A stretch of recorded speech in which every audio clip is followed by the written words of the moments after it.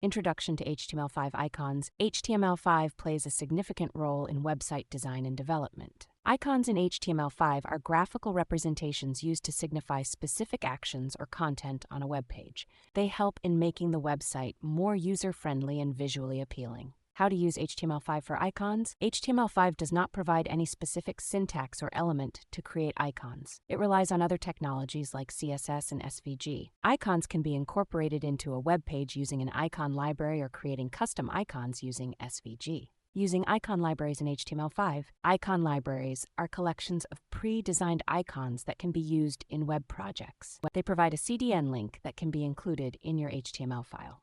Specific classes or IDs are used to display the icons. Example, Font Awesome icons can be used by including a specific link and using the I element with the relevant class. Creating custom icons with SVG. SVG allows for the creation of scalable vector-based graphics that can be used as icons. SVG code can be directly included in your HTML file. Example, a simple circle icon can be created with SVG using specific code. Tips and tricks for using HTML icons. Ensure that your icons are properly sized and positioned, using CSS if necessary. Always include an alt attribute for your icons for accessibility and SEO purposes. Try to use SVG icons where possible for scalability and quality maintenance.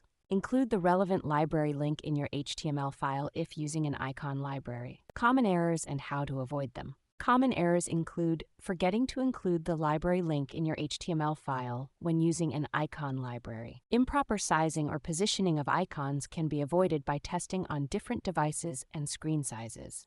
Always include an alt attribute for icons to improve accessibility and SEO. Conclusion: HTML5 icons are essential components of modern web design and can be added using various methods.